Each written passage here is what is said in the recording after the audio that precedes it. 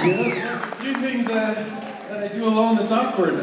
Usually I come out here with Michael, Yeah. but he's too lazy. When you walk up by, he feels really good. It's all for me? Yes, guy. You don't have him hammering it up and singing and stealing focus. Right. It's a pure moment. Man. I'm nervous. Yeah, get rid of the riffraff. Can you guys come with me everywhere? Yes. Yes, they're available. We're on strike. They can go with you everywhere. I can't wait till when I get home on Sunday at like 10:30 at night. You guys can just come in with me. Your wife will wake up. My wife would love it. Our kids would love that. Ladies and gentlemen, Tom Welling. Thanks, guys. Well, I just went through. I can't see a damn thing. So if I'm squinting, that's why. I'm happy to say Michael Rosenbach is not here. He is at home in pain, feeling sorry for himself, I'm sure. He wanted to be here. It's a little early. I took that video just to send to him. I told him that I was going on my panel, and if he wanted to FaceTime us, we'd be available. So we'll see.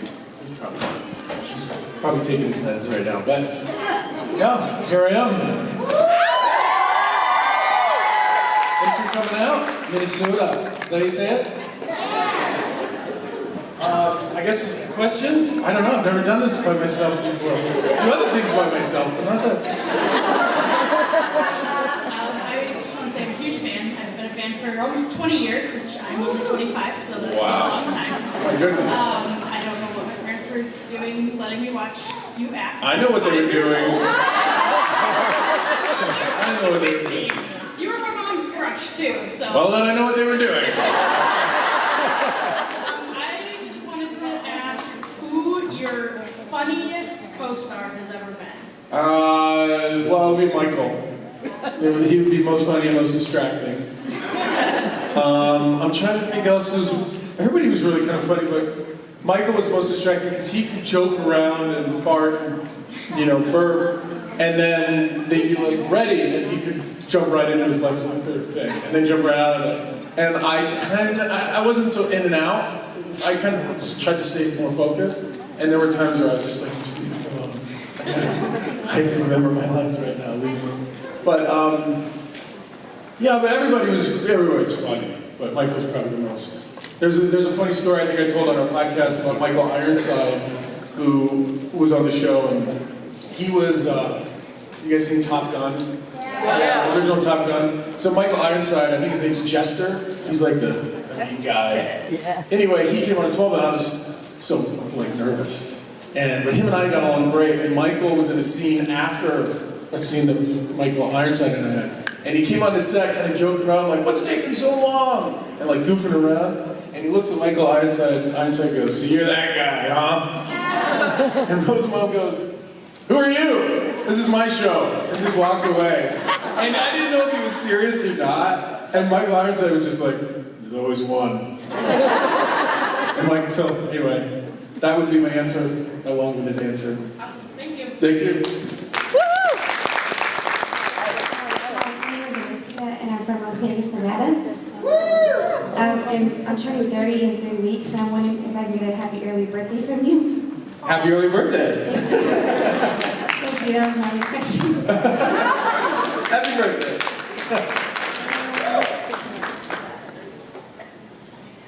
Hi.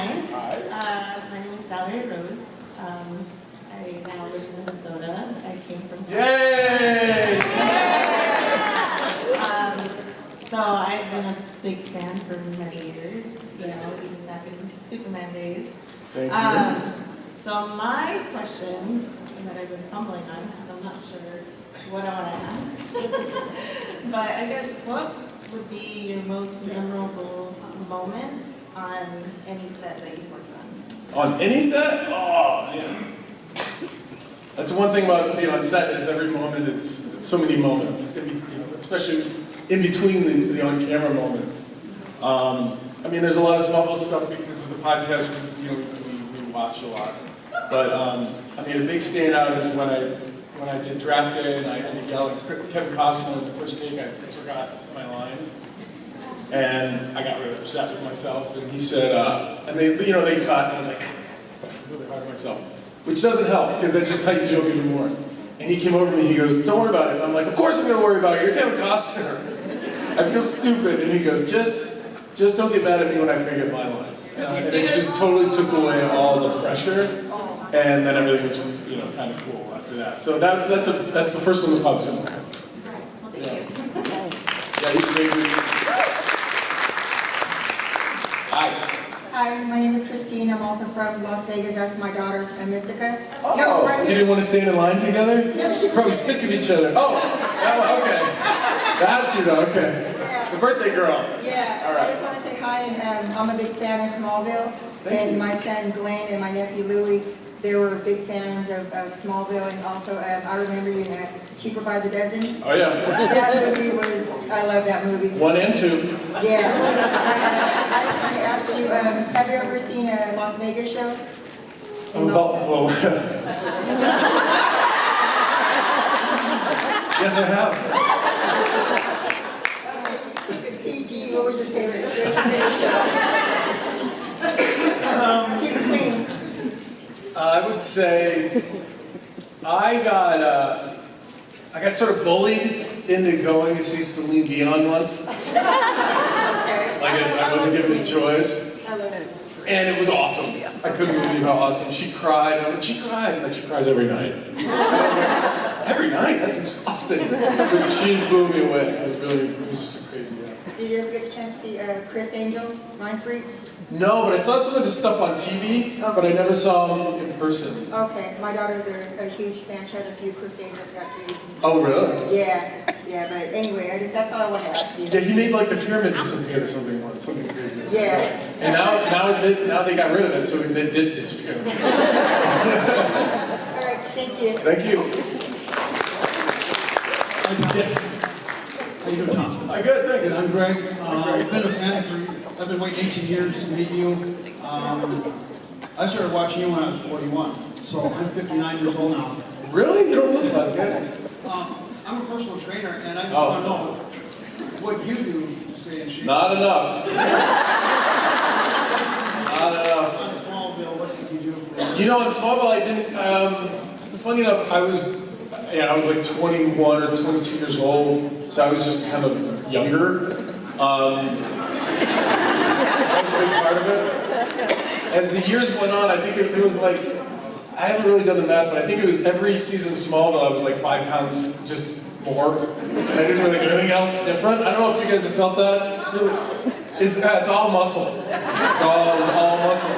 But I did get into, because of all the stunts in Smallville, I got into some fight training, choreography, which then led into getting into like boxing and kickboxing. And so on the weekends, a lot of times what I would do is I'd go to, there was this place in Vancouver, and it's kind of where all the stunt guys went too. And so we just like hang out all day and like box and kickbox, and like that's what we did all day. But that was like 1 day a week, maybe. Other than that, it was just being on a TV show and not really eating all that much and just running around a lot. But nowadays, I just try to stay active. I mean, you gotta hit the weights. I don't really lift weights. No. Actually, lifting weights right now sounds exhausting. But, I'm getting my car. if I could look like you,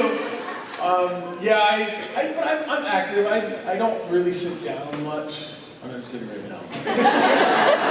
I'm always running around after my kids are doing something, so it's, yeah.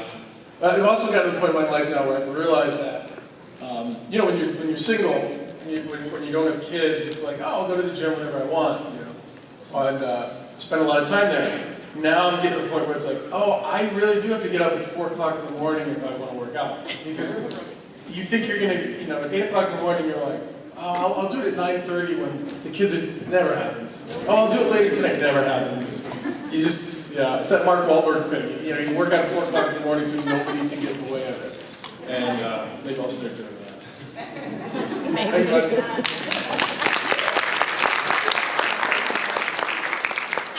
Hi, I'm Molly. I was just curious, when you were younger, if you had any sort of like stuffed animal or blanket, and if it had a name. I think I had a Smurf. He had a Smurf, and I probably had some sort of a blanket when I was a kid, but it was a very traumatic memory. No, I'm kidding. Yeah, I think I had a Smurf. Yeah. Well, thank you. Really exciting. And G.I. Joes too, and He-Man and stuff. Not just the Smurf. Hi. Hi. I have two questions. Oh. Let's start with the first question. Okay. One, are your dimples real? No. Yeah, they're real. Second question. A lot of us have been coming up here, kind of been watching you for years. Is that weird for you? And I mean, you've been in the industry for so long. Yeah, a lot of us grew with you. I mean, I guess it's weird, but then again, it's you know, it's not to get too. It's the reality too. You know, there's people who've seen me on TV that don't know me, and sometimes they think they know me, they don't. And that gets a little funny, but and it's never when you want it to happen. What I mean is, let's say I'm walking down the street with my wife and we're going to have dinner at this restaurant, but there's no seats available, or we just walk in and they say, "Oh, we're going." Then they're never, "Oh yeah, come on in." It's never happened. It's always the opposite. It's always the opposite. But yeah, it's fun. I think early on it made me really uncomfortable, but I think now that I've gotten older, I just found a different way to be able to do this, I guess. But yeah, it's fun. I mean, and now it's been so long that I'm meeting people who now have kids who are watching some of the things they've done, and that's fun to see it sort of get passed down. Yeah. Well, thank you for. Thank you.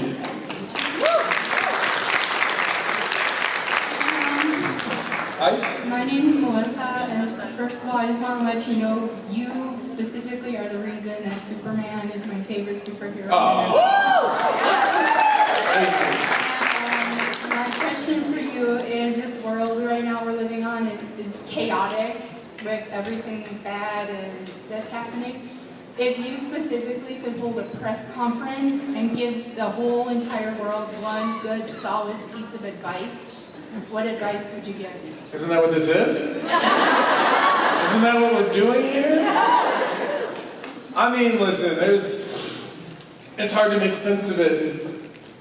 I mean, sometimes I'm sure a lot of you know, trying to explain it to your kids just makes you realize how crazy it is. I was talking to somebody yesterday, we were talking, it was something about what was going on now and the end of the world and everything being so chaotic, and I was like, yeah, but my mom's parents thought Elvis was going to destroy the world. Every generation feels this way. And sometimes you have to take a step back. And I think the more you can stay within yourself and not get ahead of it with anxiety or get depressed, backwards is depressing and forward is anxious, right? But if in those moments, I don't want to talk about like breathing and all that, but just stay within yourself and make good choices for yourself. I think that would maybe be what I would say in a press conference. But because you get really wound up sometimes. I do. And then it's hard I'm nervous right now talking in front of you because you're like here. Like another person said, I've waited 20-some years to meet you. So thank you. I just want to let you know I love you. Thank you. I appreciate that. I'm a hologram. Michael hasn't called yet. I'll suck it. Well, I texted him, but I said if you want to call, call. I don't want to. Who knows what he's doing? Hi, Tom. My name's Isaac. Hi. Huge Superman fan. But I just want to say thank you. This is not my stuff, by the way. It belongs to my daughter. I wasn't going to say anything. She's lovely. And I'm holding all her stuff. But this is my daughter next to me. And because of you, we got to share something with Superman. And we connected in a way that probably never would have happened had you not been a part of it. So I'm not here to ask any questions. I'm just here to say thank you. Thank you, sir. What a good guy. What a good guy. That's awesome. I mean, Smallville, you bring up a good point. I hear this a lot at cons. People talk about it. It's a show they could watch with their parents. You know, nobody, you guys remember a show called True Blood that was on once. Nobody watched that with their parents. Sure. Whatever you want. Oh, hi. Oh, I know that was my dad. Right. Oh, my gosh, I'm sorry. I've been waiting to meet you for like a really long time. But, oh my goodness, okay. So when in Smallville did you realize like that you were making an impact on people and like that you were Superman? I guess the first time we were up in Vancouver and we were shooting all the time, so we didn't really get to be a part of the fact that it was, you wouldn't even see the fans watching the show. There wasn't internet, there wasn't all that stuff back then. You only really knew how your show was doing when you really went to like upfronts, which is this thing where they sell the show to advertisers, or somebody noticed you on the street. And I remember one time I was in the airport, and there was an army guy, like a kid who was getting on a plane in his army fatigues, and he kind of looked at me and he goes, "Hey, you're that dude from that show, right?" And I was like, "Yeah." It was like season 1 or 2 or something. So I really didn't even know how to handle it. And he goes, "Man, when I was in Iraq, my sister sent me all these DVDs. And I remember we looked at this thing, it was like this, or it wasn't a DVD, it was something, a VHS tape or something like that. Anyway, they sent it over. And he goes, we were like, what is this? Oh shit.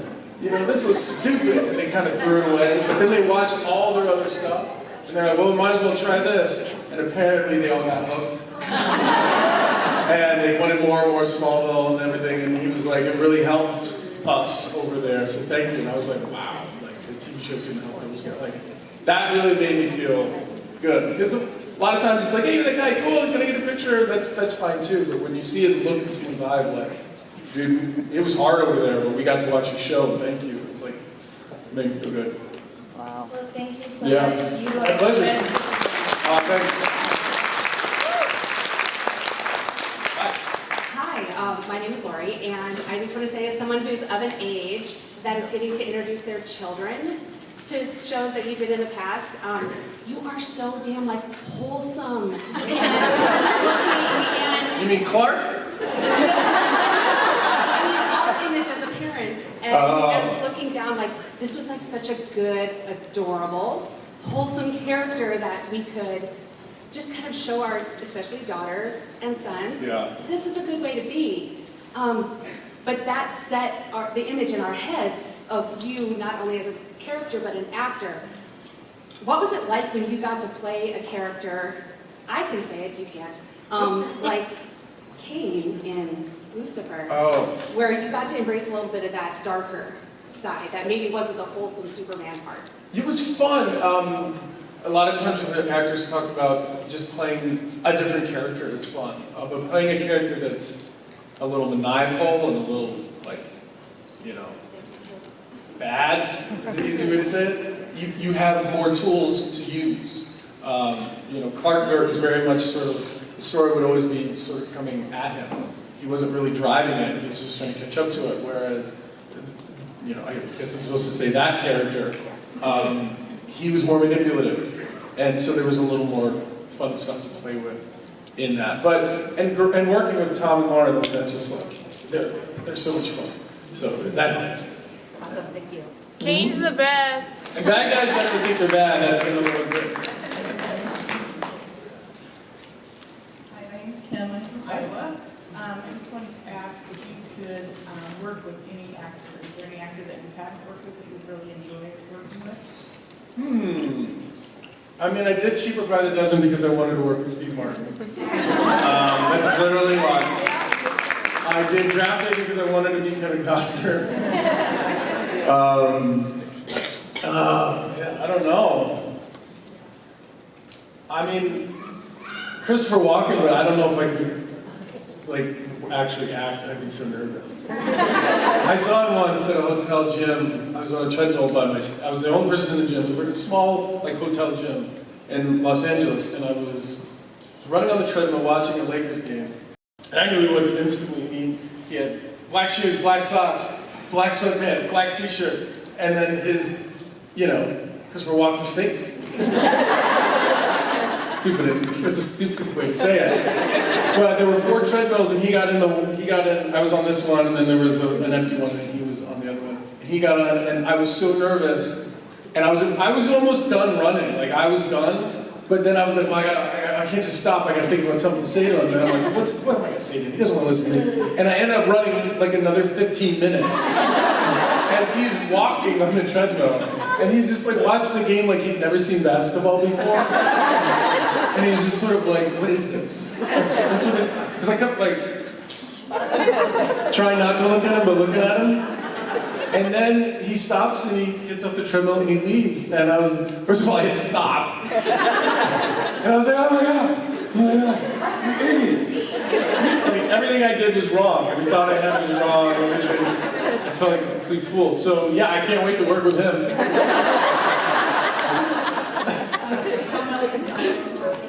Oh yeah, Tom's great. All that stuff you see Lucifer do, all that this sort of charismatic sort of, that all comes from Tom. He's very creative and very talented. And he's one of the sweetest guys you'll ever meet. Yeah. I just saw him a couple weeks ago at another one of these, and he had his daughter with him, and yeah, it was great to see him. Yeah.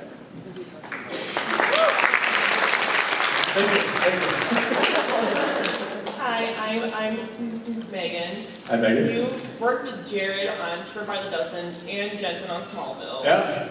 Now I'm here. Who did you like working with more? I mean,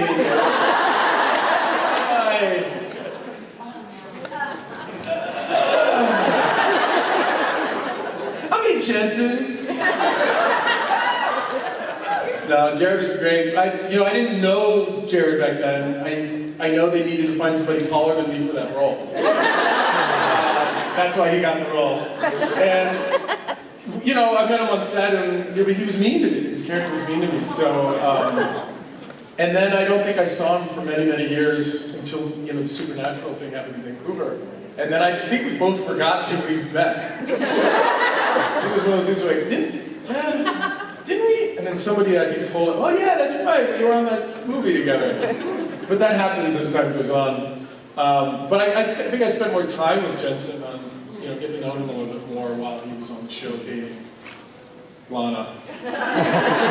Which was always weird because he was the coach. It was also weird that he was my same age in real life. But he's the coach of the team. Anyway, they both have done well for themselves, so don't worry about it. Hi there. I was just curious, what would your answer be if your girlfriend or significant other were to ask you if you'd still love them if they turned into a worm? What? A worm. I thought you said something else. Something that rhymes with H-O-R-E. Worm? Yes. I mean, there wouldn't be a lot to talk about. Would they be able to understand me? I mean, I'd definitely get them a little aquarium so they can have a good view or something. Yeah. A worm house or something. You gotta take care of your worm. Keep them away from birds, something like that, out of the sunlight. Yeah. Love the answer. Thank you. Hold on, I bet this question. What's the weirdest question anyone ever asked me? Wow, this gentleman over here. Hi, my name is Tess. Like the other dad and his daughter, you were the show that I bonded with my dad over. So thank you very much. That was, first crush too. And I just have a question. What was something you were obsessed with as a kid, and does that still kind of follow you through life? I think I was pretty obsessed with movies. Many times I would try to pretend I was sick because when I was sick, my mom would go get 5 VHS cassette tapes, mostly. I would think I watched every James Bond movie before I was 10, which may be not a bad thing, I mean it is, but I was that. sports and stuff like that. I'm not really a collectible person, like I don't have anything from when I was a kid. But I'm sure I went through, I know now with my kids, it brings back memories. I think I did like a match. I was in a Match My Cars at one point, pretty big, and G.I. Joe's, like I said. But, yeah, kind of boring, huh? You're so sweet and adorable. Oh, thank you. That's better than, my mom loves you. That a lot.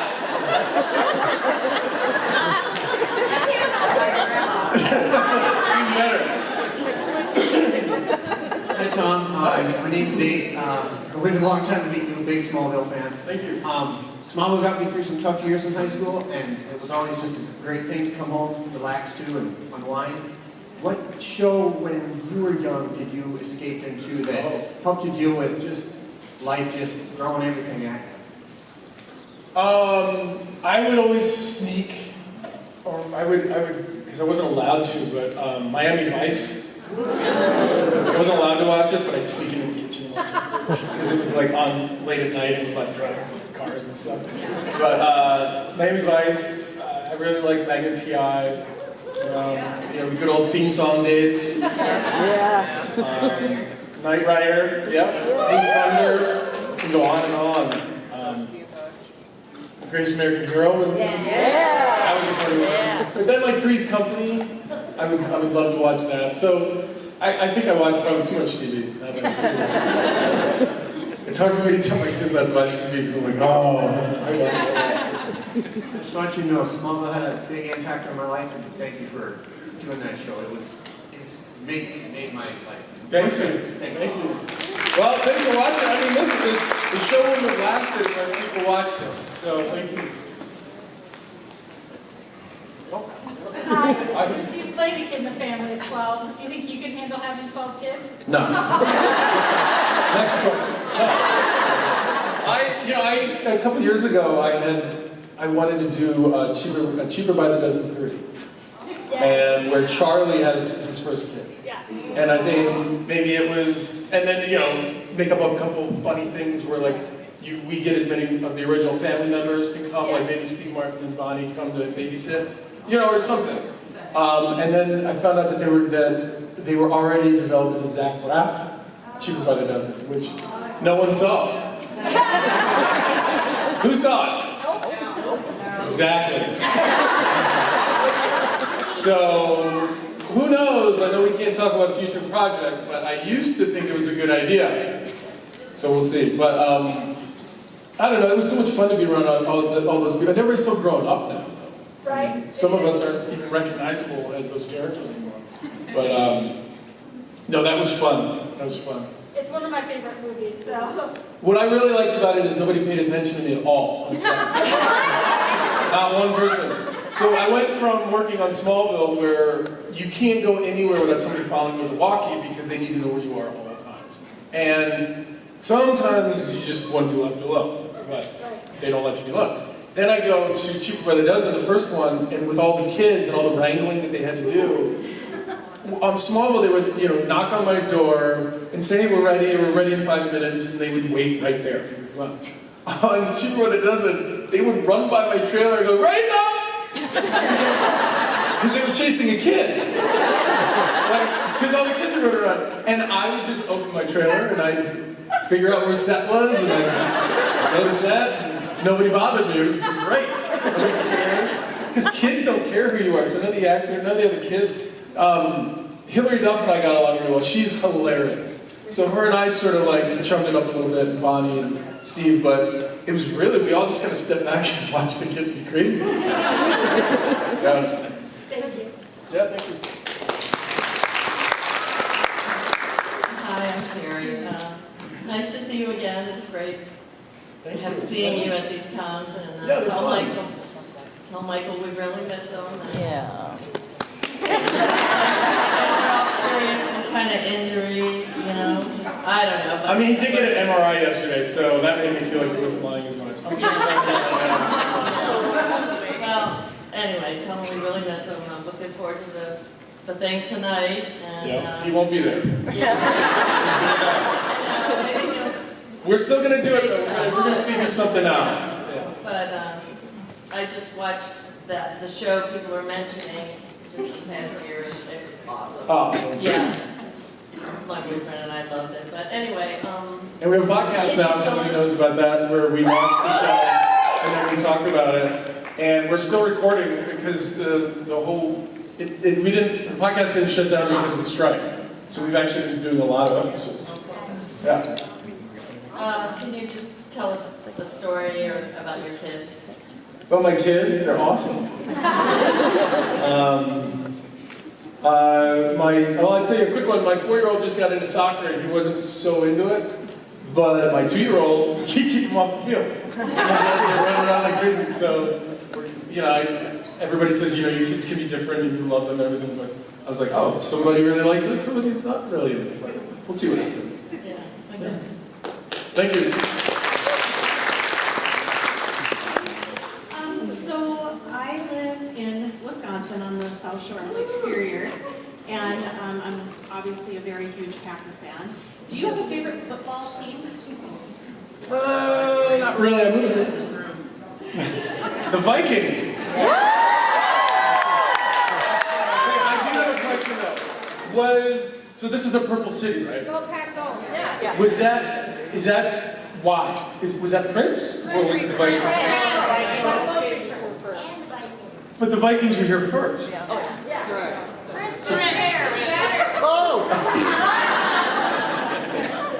I want to do a field trip to his house. Apparently that's pretty cool. Yeah. Do it. So it's the Prince. Okay. Sorry,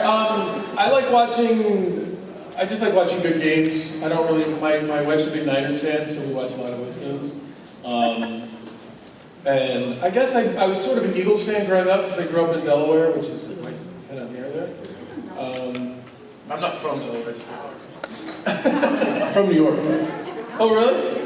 Yeah, but I moved around a lot growing up, so I didn't really get the this is my team vibe. Yeah. Have you ever been to Lambeau Field? I've not. I've not. Oh, and I'm a Browns fan too. Draft day. Hi, Tom, I'm Brian. It's really weird. I don't know why I'm nervous. Hey, you know we're going to be talking to you. I know, I just stuff it. Just accept the weird thing. It is weird. Right? It's totally weird. Love you. First thing is, my voice is not. It should be happening. I'm still holding my This happens, son, when you grow up, your voice will change. It's okay. I'm still holding my breath for a film with you and Michael reprising your characters. We don't have to keep talking about it, but my question is, when you were filming, like in the early 2000s, what was like one of the CDs you would always want to listen to without keeping going? I graduated in 2001 and there's like a few albums I still listen to and like soundtracks. Yeah. Like killer soundtracks. Like what was something you would turn to? I remember, I don't know what year it was, but there was one year where I got a DVD of a concert in Boston of U2. And I think I just kept it on in my trailer for like 10 months. Because every time I would come and go, it would just repeat. So every time I would come and go. But that was later. At the beginning, dude, I don't even know. I don't even know. That was like for rock music, that was like Linkin Park when they were first coming out. Yeah. 30 Seconds to Mars. I don't recall. I know that Rosenbaum would play 80s music in the in the makeup trailer, whether we liked it or not. That's all I listens to. I don't really remember what I was listening to. Yeah, you were so busy, right? So. Yeah, I don't think I was like. I think later on when like the phones, you could have your music on your phone. I think that maybe some headphones on the set. iPods weren't even out yet. But no, it was like Walkman and stuff like that. And radio. Yeah, radio. Thank you. Good job. I want to say my sister absolutely loves you. Is that your sister? No, my sister's over there, 9 years older than me. Aww. My older sister loves you. I love you too, but my question is, who did you like kissing more, Kristen Kristen Good or Or who's the second person? Erica Durrance, Lois Lane. Oh, man, what are you You know, I don't know if people like to hear this or not, but when those types of scenes are not like fun. There's a lot of pressure, it's awkward, a lot of times you're just trying to get it over with, like both people. And then you get some weird director who's like, yeah, do it again. You know, I mean, imagine kissing somebody with like commentary and other people watching and filming it. You know, it's usually awkward, but you know, I've been lucky enough to be in that situation more than a few times with different people, and a lot of times it's just sort of like, all right, just go for it. But yeah, I haven't had a bad experience yet. You know, except no, I'm kidding. What is this one time? What's the baby's question? Hi, Tom. I'm Kayla. This is Colton. Hi, Colton. As a first-time mom, I get a lot of unsolicited parenting advice. I was actually curious. I was asking you if you could give me one piece of parenting advice. Oh, what would boy. it be? My wife would have so many better things to say. She told me something that I thought was, she told me many things that I think was cool, but one, I remember she told me when our first son was really small, and I don't know if he was crying or he had just gotten done crying, and she brought up the idea that, you know, you gotta really find a way to appreciate the crying and the happiness, and all of it, and a lot of it only lasts 15 minutes, the good and the bad, when it comes to like little kids. So even when there's the meltdown or this and that, a couple times I was able to go back like, this is not going to last forever, even though it feels like it will. You know? But at the same time, when you're having a good time, you have to really soak it up because it's going to change in 15 minutes. I mean, you know, that number isn't exact.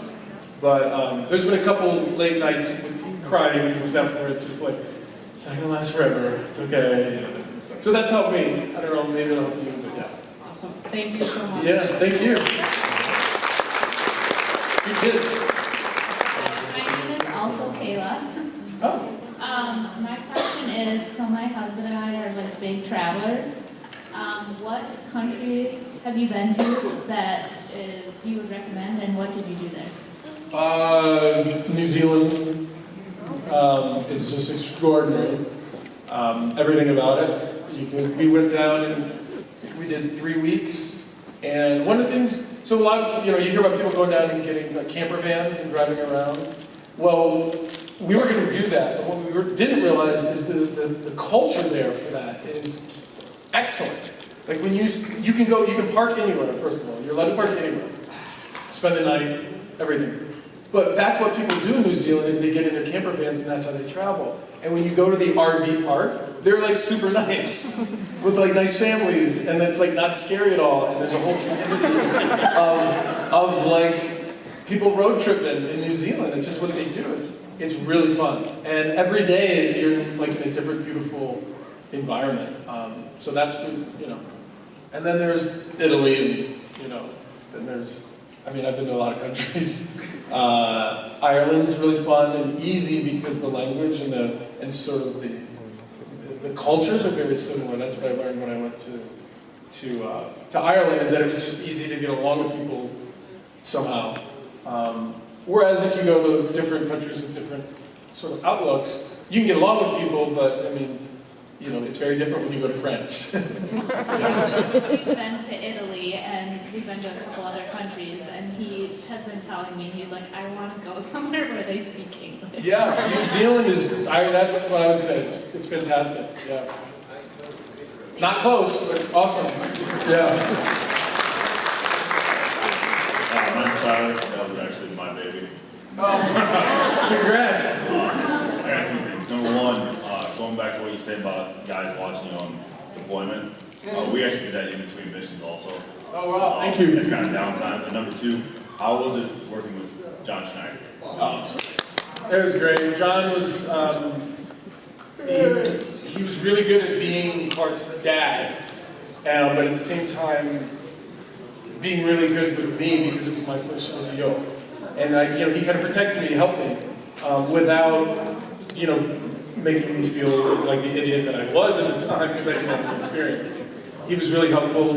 In fact, we were working so crazy hours. We would work like 13 hours on one set, and then I would drive an hour to go to another set to work like 8 more hours because they made us all self-drive. And now everybody here probably drives themselves to work. Like, I'm not saying that we were lazy, but it became a health issue where I was working like 20 hours straight driving and stuff like this. And so John actually got all the other cast members to come together and sign this paper saying that I could have a driver and they wouldn't ask for one. Because if you give one actor a driver, you have to give them all drivers, so it becomes a financial thing as well, and that's why they don't do it. But he got everybody together and was like, this is not safe for Tom to be doing this.